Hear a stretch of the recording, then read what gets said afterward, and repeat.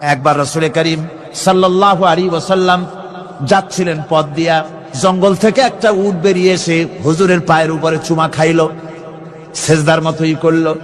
সাহাবায়ে কিরাম বলেন, ইয়া রাসূলুল্লাহ, জঙ্গলি উটের কি খুশকিসমত, হুজুরের পায়ের উপরে চুমা খাইলো, মাথা লাগালো।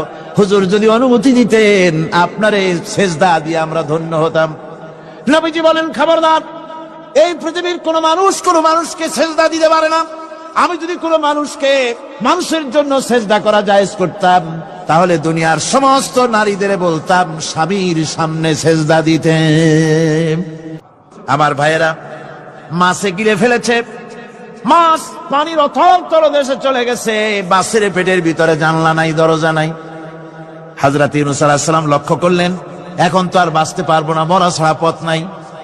ইউনূস আলাইহিস সালাম চিৎকার মারলেন, লা ইলাহা ইল্লা আনতা সুবহানাকা ইন্নী কুনতু মিনাজ জালিমিন। পড়েন সবাই, লা ইলাহা ইল্লা আনতা সুবহানাকা ইন্নী কুনতু মিনাজ জালিমিন।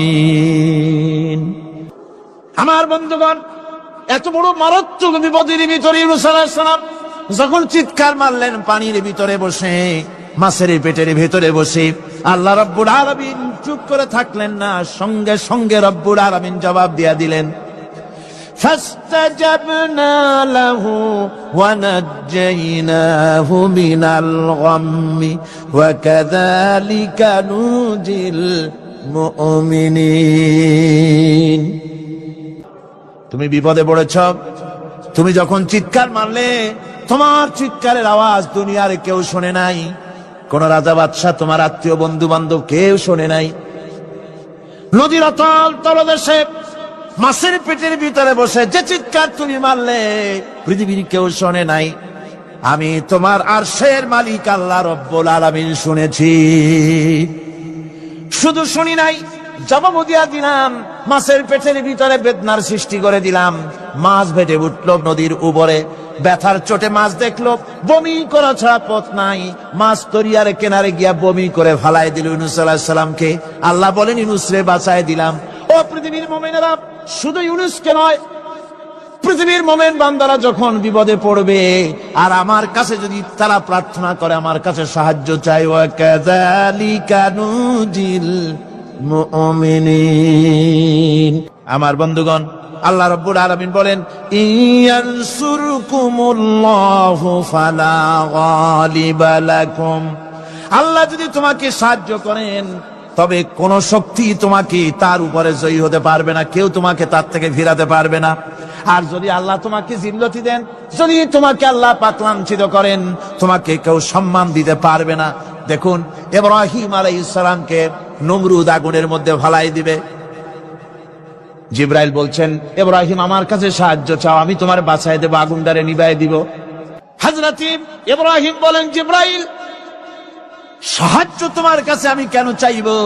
তোমার কাছে সাহায্য চাওয়ার প্রশ্ন ওঠে না, কারণ আমি এমন কোন অন্ধ আল্লাহর ইবাদত করি না যে আল্লাহ তার গোলামের দুঃখ নিজের চোখে না দেখেন। আমি আগুনে পড়ে গেলে, আগুনে জ্বললে পরে আমার আল্লাহ যদি খুশি হন, তাহলে এরকম আগুনে 1000 বার পুড়ে জীবন দিতে আমি ইব্রাহিম রাজি আছি। ইব্রাহিম আলাইহিস সালাম আগুনে পড়ে গেলেন, আল্লাহ পাক দেখলেন ইব্রাহিম পাস করছে, আগুনের ভিতরে পড়ে গেলেন। আল্লাহ পাক সঙ্গে সঙ্গে আগুনের প্রতি নোটিশ করে দিলেন, ইয়া নারু কুনি বারদাও ওয়া সালামান আলা ইব্রাহিম ওয়া ইলা আদিন আখাহুম হুদা قال يا قوم اعبدوا الله ما لكم من إله غيره। সালেহ আলাইহিস সালাম সম্পর্কে আল্লাহ পাক বলেন, وإلى ثمود أخاهم صالحا قال يا قوم اعبدوا الله ما لكم من إله غيره। সালেহ আলাইহিস সালামকে তার জাতির কাছে, সামুদ জাতির কাছে তাদের ভাই সালেহকে পাঠালাম। তিনি জাতির কাছে গিয়ে বললেন, হে আমার জাতি, এক আল্লাহর গোলামি করো, তার দাসত্ব করো, তিনি ছাড়া তোমাদের কোনো ইলাহ নাই, আইনদাতা নাই, বিধানদাতা নাই। এভাবে শুআয়ব আলাইহিস সালামকে পাঠানো হলো মাদিয়ানবাসীদের জন্য, এবং বলা হলো, তিনি এসে বললেন, হে আমার জাতি, এক আল্লাহ ছাড়া তোমাদের কোনো ইলাহ নাই। তো এ কথার দ্বারা আমরা কি বুঝলাম? সমস্ত নবীরাই আল্লাহর গোলামির দাওয়াত দিয়েছেন। কোন নবী বলেন নাই, ও আমার জাতি, তোমরা আমার গোলামি করো। কেউ বলেছেন? জোরে বলেন, কেউ বলেছেন? বলেননি। সমস্ত পয়গম্বরের, আম্বিয়া আলাইহিমুস সালাম, সবাই বলেছেন আল্লাহ পাকের গোলামি করো, তার আনুগত্য করো। আল্লাহ রাব্বুল আলামিন বলেন, প্রত্যেক জাতির নিকট আমি রাসূল প্রেরণ করেছি, কোন জাতি বাদ পড়ে নাই। ওয়ালাকাদ বা'সনা ফি কুল্লি উম্মাতির রাসূলা আনি ইবুদুল্লাহ ওয়াজতানিবুত তাগুত। আমি প্রত্যেক জাতির জন্য রাসূল প্রেরণ করেছি। সবাই এসে রাসূল পয়গম্বরের দাওয়াত দিয়েছেন, আনি ইবুদুল্লাহ, এক আল্লাহর গোলামি করো, এক আল্লাহর দাসত্ব করো, ওয়াজতানিবুত তাগুত, আর তাগুতকে বর্জন করো। তাগুতের অর্থ মনে আছে আপনাদের? তাগুত যাদের মনে নেই আবার শোনাই। তাগুত বলা হয় সেই শক্তিকে, যে শক্তি শুধু নিজেই আল্লাহর আইন অমান্য করে না, অন্যদেরকেও আল্লাহর আইন অমান্য করতে বাধ্য করে, সেই শক্তিকে বলা হয় তাগুত। আল্লাহ পাকের সমস্ত নবীরা বলেছেন, এক আল্লাহর গোলামি করো, তাগুতকে বর্জন করো। কোরআনে কারীম বলছে, ফামান ইয়াকফুর বিত্তাগুতি ওয়া ইউমিন বিল্লাহি ফাকাদ ইসতামসাকা বিল উরওয়াতিল উসকা লা ইনফিসামা লাহা ওয়াল্লাহু সামিউন আলিম। ফামান ইয়াকফুর বিত্তাগুত, যারা তাগুতকে অস্বীকার করেছে, ওয়া ইউমিন বিল্লাহ, এবং এক আল্লাহর উপরে বিশ্বাস স্থাপন করেছে, ফাকাদ ইসতামসাকা বিল উরওয়াতিল উসকা, তারা এমন এক মহান, এমন এক দৃঢ় অবলম্বন গ্রহণ করেছে, যা তাকেই কোনো কিছুই তাকে ধ্বংস করতে পারবে না, বিচ্ছিন্ন করে দিতে পারবে না, ক্ষতিগ্রস্ত করতে পারবে না, বিপর্যস্ত করে দিতে পারবে না, এমন এক অবলম্বন সে গ্রহণ করেছে। তাগুতকে বর্জন করতে হবে এবং আল্লাহর উপর ঈমান আনতে হবে, আল্লাহর গোলামি করতে হবে। এই কথাই কোরআনে কারীমের মধ্যে আল্লাহ সুবহানাহু ওয়া তাআলা বারবার বলেছেন, গোলামি করতে হবে আল্লাহ পাকের। সমস্ত নবীরা বলেছেন ইয়া কওমি। নবীরা কি বলেছেন? হে আমার জাতি।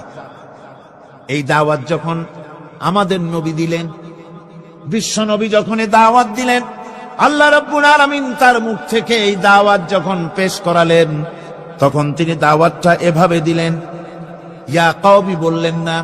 হুজুর কি ইয়া কওমি বলেছেন? কখনো বলেন ইয়া কওমি।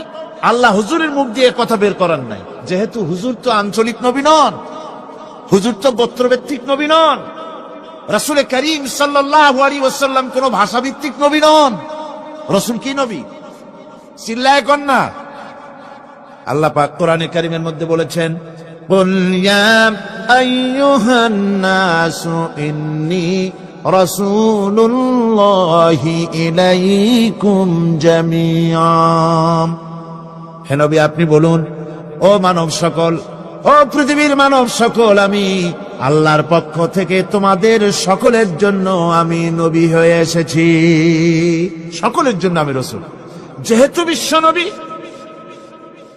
সেহেতু তার মুখ থেকে আল্লাহ পাক ইয়া কওমি বের করেন নাই, ও আমার জাতি, তা না।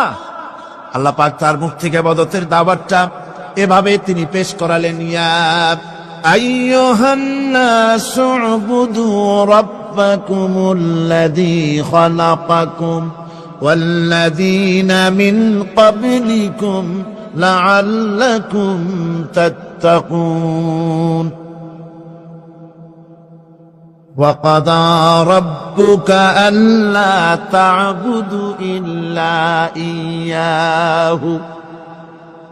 তোমার রবের পক্ষ থেকে কথা চূড়ান্ত হয়েছে, এ ফয়সালা হয়ে গিয়েছে, সিদ্ধান্ত হয়ে গিয়েছে যে একমাত্র ইবাদত করতে হবে আল্লাহ পাকের। ইবাদত করতে হবে কার? আল্লাহ পাকের। এই ইবাদতের অর্থটা কি? এই ইবাদতের মানে কি? মানে হচ্ছে জীবনের সব জায়গায় গোলামিটা হবে কার? আল্লাহর গোলামি হবে, আল্লাহর আনুগত্য হবে, অর্থাৎ আল্লাহর হুকুম মাফিক জীবন চালাতে হবে। সেই ইবাদত আমরা মনে করেছি নামাজ হচ্ছে ইবাদত, রোজা হচ্ছে ইবাদত, যাকাত হচ্ছে ইবাদত, সদকা ফিতরা ইত্যাদি হতেছে ইবাদত, এগুলিকে ইবাদত মনে করেছি। কিন্তু মনে রাখতে হবে শুধু নামাজ, রোজা, হজ, যাকাত ইবাদত নয়। জীবনের মুসলমানদের সব কাজগুলি ইবাদতের মধ্যে হতে হবে, অর্থাৎ আল্লাহর হুকুম অনুযায়ী কাজ করলে তার নাম হবে ইবাদত। ব্যবসা করবেন, হুকুম মানবেন কার? জোরে কোন কার? জমিন চাষ করবেন, হুকুম মানবেন কার? আইন আদালত চালাবেন, কোর্ট কাছারি করবেন, আইন মানবেন কার? রাজনীতি করবেন, আইন মানবেন কার? সমাজনীতি চালাবেন, আইন মানবেন কার? জীবনের সব ক্ষেত্রে তার আইন মানতে হবে। আমরা এগুলিকে ইবাদত মনে করি না। আমাদের দেশের লোকেরা, এক শ্রেণীর লোকেরা এটাকে ইবাদত মনে করে না, ইবাদত মনে করে শুধুমাত্র নামাজ।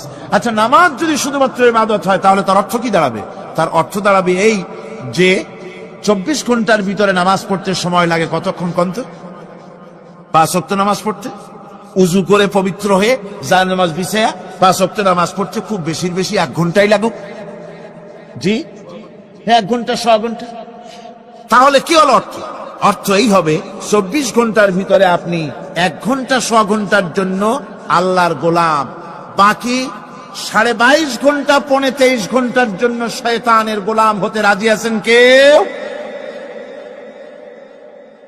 রোজা যদি শুধুমাত্র ইবাদতের নাম হয় তাহলে তার অর্থ দাঁড়াবে 12 মাসের ভিতরে 1 মাসের জন্য আপনি আল্লাহর গোলাম। আর 11 মাস শয়তানের গোলাম কে কে হবেন? হাত তুলে দেখান তো। বোঝে নাই সেজন্য হাত উঁচু করছে। বাকি 11 মাসের জন্য শয়তানের গোলাম হতে কেউ রাজি আছেন? তাহলে বোঝা যাচ্ছে নামাজ রোজাই শুধুমাত্র ইবাদত নয়। যেমন মানুষের হাত, এটার নাম কি? এইটার নাম কি? এটার নাম কি? এক একটা অঙ্গের এক একটা নাম। চোখ, নাক, মুখ, হাত, পা, এক একটার এক একটা নাম। তাহলে মানুষটা কই? সবটা মিলে মানুষ। সবটা মিলে কি হলো? মানুষ হলো। অনুরূপ ভাবে নামাজ শুধু ইবাদত নয়, রোজা শুধু ইবাদত নয়, এগুলি হচ্ছে ইবাদতের অঙ্গ, ইবাদতের পার্ট। নামাজ, রোজা, হজ, যাকাত, সাদকা, ফিতরা, মানুষের প্রতি ভালোবাসা, পরের উপকার করা, মা বাপকে মহব্বত করা, শ্রদ্ধা করা, ভালো কাজের আদেশ করা, অসৎ কাজের নিষেধ করা, এর সমস্ত কাজগুলো মিলিয়ে হচ্ছে ইবাদত। কথা বুঝতে পেরেছেন? এই অর্থে নামাজ পড়াও ইবাদত, নামাজ না পড়াও ইবাদত। রোজা রাখাও ইবাদত, রোজা না রাখাও। মনের মধ্যে চিন্তায় পড়ে গেছেন হয়তো এখন যে নামাজ পড়া তো ইবাদত বুঝলাম, না পড়া ইবাদত, এ আবার কোন ফতোয়া দিলেন? রোজা রাখা ইবাদত, আবার না রাখা ইবাদত, এটা কেমন কথা বললেন? চিন্তা আসতে পারে। হ্যাঁ, কথা ঠিকই। নামাজ পড়া ইবাদত, না পড়াও ইবাদত। সর্বক্ষণ আপনি নামাজ পড়েন, জায়েজ আছে, কিন্তু 24 ঘন্টার ভিতরে 3টা সময় নামাজ পড়া হারাম। কোন কোন সময়? ঠিক সূর্য উদয় হওয়ার সময়, ঠিক সূর্য মাথার উপরে থাকার সময়, আর ঠিক অস্তগামী হওয়ার সময়। এই 3 সময় নামাজ পড়া সম্পূর্ণ নিষিদ্ধ। এই 3 সময় নামাজ না পড়াটাই ইবাদত। আল্লাহর হুকুম মানতেছেন, নিষেধ করা হয়েছে নামাজ পড়ো না, পড়বেন না। আবার রোজা রাখা, সারা বছর রোজা রাখেন, সওয়াব হবে, কিন্তু বছরের 2 ঈদের 5 দিন রোজা রাখাকে হারাম করা হয়েছে। এই সময় রোজা না রাখাটাই। তাহলে কি বোঝা গেল? বোঝা গেল এই জীবনের সমস্ত কাজগুলি আল্লাহর হুকুম মাফিক হওয়ার নামই। আপনি ব্যবসা করতে যাবেন, ওজনে যদি কম না দেন, খাদ্যে যদি ভেজাল না দেন, আর আপনি যদি সততাপূর্ণ ব্যবসা করেন, যতক্ষণ ব্যবসার ওই দোকানে বসে থাকবেন, ফ্যাক্টরিতে বসে থাকবেন, ততক্ষণ পর্যন্ত আপনার ইবাদত হবে। আপনি চাকরি করবেন, আপনি যে কোনো কাজ করেন না কেন, আল্লাহর হুকুম মাফিক যদি হয় ইবাদত হয়ে যাবে। এই জন্য আল্লাহ রাব্বুল আলামিন ইবাদত করার জন্যই মানুষকে তৈরি করেছেন। মানুষের কাজ হলো আল্লাহর গোলামি করা, আল্লাহর হুকুম পালন করা। এই হুকুম পালন করতে গিয়ে আল্লাহ পাক হুকুম পালনের জন্য বলছেন ওয়া'বুদুল্লাহা ওয়া লা তুশরিকু বিহি শাইআ। উ'বুদুল্লাহ, আল্লাহর ইবাদত করো, আল্লাহর গোলামি করো, আর তার সাথে কোনো শরীক স্থাপন করো না। পৃথিবীর মধ্যে আমরা তো সুখ শান্তি চাই, দুনিয়ায় দুমুঠো খেতে চাই। দুই মুঠো যদি খেতে চাই, পড়তে চাই, পৃথিবীর মধ্যে যদি শান্তিতে থাকতে চাই, তাহলে ইবাদত করা লাগবে। ইবাদত করলেই খাবার পাওয়া যাবে। ইবাদত করলে কি পাওয়া যাবে? খাবার পাওয়া যাবে। আল্লাহ রাব্বুল আলামিন কোরআনে কারীমের মধ্যে বলেছেন ফালইয়াবুদু রাব্ব হাযাল বাইত আল্লাযী আত'আমাহুম মিন জু'ইন ওয়া আমানাহুম মিন খাউফ। কুরাইশদেরকে বলছেন, ও কুরাইশরা, এই ঘরের মালিকের ইবাদত করো। কোন ঘর? কাবা ঘর। এই কাবা ঘরের মালিক কে? আল্লাহ। এই ঘরের মালিকের ইবাদত করো। কি হবে তাহলে? এই ঘরের মালিকের ইবাদত যদি করো, দাসত্ব যদি করো, আনুগত্য যদি করো, তার গোলামি যদি করো, তাহলে কি হবে? আল্লাযী আত'আমাহুম মিন জু', তিনি তোমাদের ক্ষুধার সময় খেতে দিবেন। সুবহানাল্লাহ। ক্ষুধার সময় খাবার পাবে। ওয়া আমানাহুম মিন খাউফ, আর যখন বিপদ আসবে, মুসিবত আসবে, সন্ত্রাস সৃষ্টি হবে, বিপদ মুসিবত আসবে, ভীতি আসবে, ভীতির সময় আমন আমান, নিরাপত্তা পয়দা করে দিবেন আল্লাহ সুবহানাহু ওয়া তাআলা এই ইবাদতের মাধ্যমে। সুতরাং আমার ইবাদত করো। আর যদি জান্নাতে যেতে চাও, কি বলেন, আমরা কি বেহেশতে যেতে চাই? আর যারা কথা কইলেন না, আমরা কি জান্নাতে যেতে চাই? অবশ্যই আল্লাহর জান্নাতে যেতে চাই। আল্লাহ পাক বলেন, আমার জান্নাতে যদি যেতে চাও, তাহলে ইবাদত করা ছাড়া পথ নাই। ফাদখুলি ফি ইবাদি ওয়াদখুলি জান্নাতি। আমার বান্দার মধ্যে শামিল হও, আমার গোলামির মধ্যে শামিল হও। আমার ইবাদত করো জীবনের সকল ক্ষেত্রে, আমার গোলামির মধ্যে শামিল হও, আমার জান্নাতে চলে যাও। সুবহানাল্লাহ। আমার গোলাম হওয়া ছাড়া, আমার গোলামি করা ছাড়া জান্নাত পাওয়া যাবে না। আমার বন্ধুগণ, এবার আল্লাহ রাব্বুল আলামিন বলছেন, যদি আমার সঙ্গে দেখা করতে চাও, আল্লাহর সঙ্গে যদি কোনো বান্দা দেখা করতে চায়, আমরা আল্লাহরে দেখতে চাই কিনা? চাই কিনা আল্লাহকে দেখতে? আল্লাহ পাক বলছেন, আমারে যদি দেখতে চাও, ফামান কানা ইয়ারজু লিকা রাব্বিহি ফালইয়ামাল আমালান সালিহান ওয়ালা ইউশরিক বিইবাদাতি রাব্বিহি আহাদা। আমার সঙ্গে যদি দেখা করতে চাও, তোমাদের মধ্য থেকে কেউ যদি আমার সাথে দেখা করতে চায়, সে যেন ভালো কাজ করে, ভালো আমল করে, আর আমার ইবাদতের সঙ্গে কাউকে যেন শরীক না বানায়, তাহলেই আমার সঙ্গে কিয়ামতে দেখা হয়ে যাবে। জোরে বলেন সুবহানাল্লাহ। আল্লাহর সঙ্গে দেখা করতে হলে তার ইবাদত করতে হবে, গোলামি করতে হবে, এবং কাউকে শরীক স্থাপন করা যাবে না। এই গোলামি করতে হবে, ইবাদত করতে হবে কতদিন?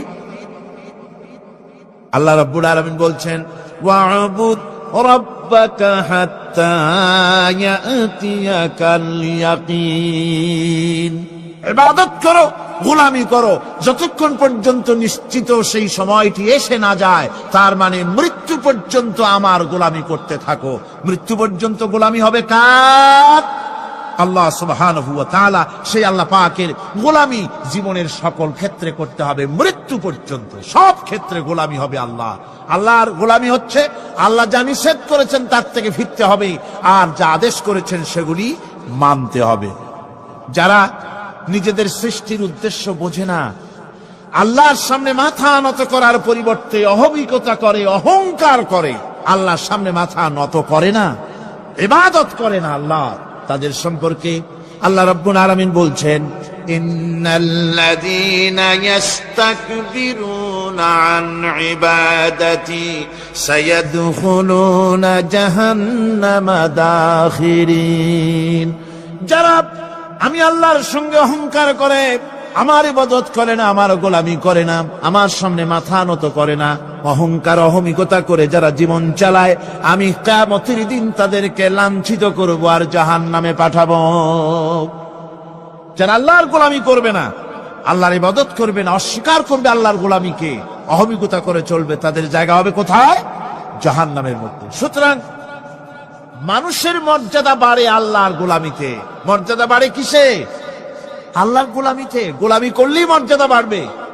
এই জন্য আল্লাহ পাক কোরআনের মধ্যে, কোরআনে কারীমের মধ্যে সবচাইতে মাহবুব, আল্লাহ পাকের মাহবুব বান্দাদের কথা যখন বলেছেন তখন নাম নেন নাই, আব্দুন শব্দ ব্যবহার করেছেন, গোলাম বলেছেন, বান্দা বলেছেন। আমার বান্দা।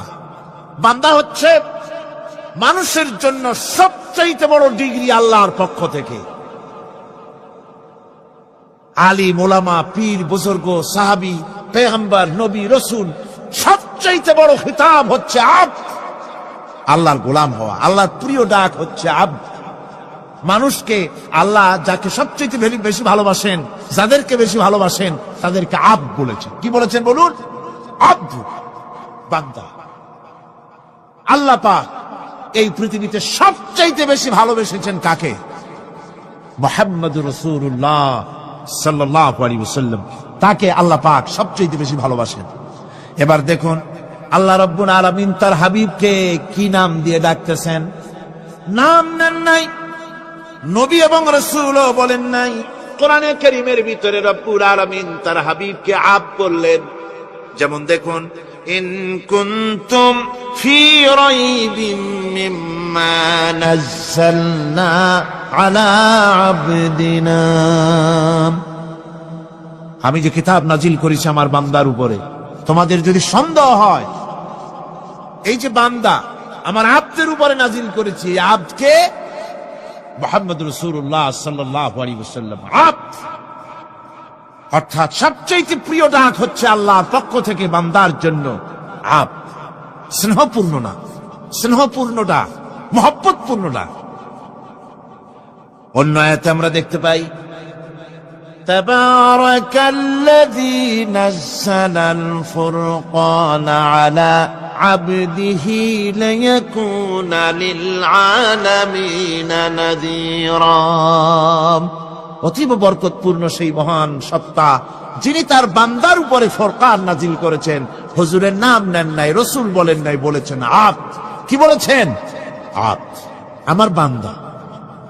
এরপরে আল্লাহ রাব্বুল আলামিন অন্য আয়াতে বলেছেন, সুবহানাল্লাযী আসরা বিআবদিহি লাইলাম মিনাল মাসজিদিল হারামি ইলাল মাসজিদিল আকসা। সমস্ত দুর্বলতা, অক্ষমতা থেকে মুক্ত সেই মহান সত্তা যিনি তার বান্দাকে রাতের একটি অংশে ইসরা করিয়েছিলেন। এখানে আব বলে আল্লাহ পাক বুঝিয়েছেন কার কথা? কার কথা বুঝালেন? রাসূল করিম সাল্লাল্লাহু আলাইহি ওয়াসাল্লামের কথা, তার কথাই বুঝালেন। তিনি হচ্ছেন আব। সুতরাং আবদিয়ত, গোলামি, আল্লাহর গোলামি হলো জীবনের সবচাইতে বড় কথা। আল্লাহর গোলাম হওয়ার চাইতে বড় আর কিছু নাই পৃথিবীতে। আমরা হচ্ছে আল্লাহর গোলাম। জোরে বলেন আমরা কি?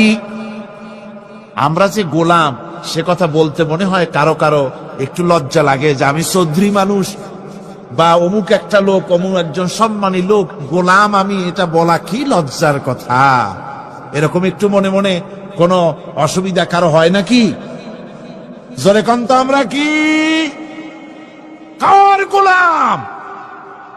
সুবহানাল্লাহ।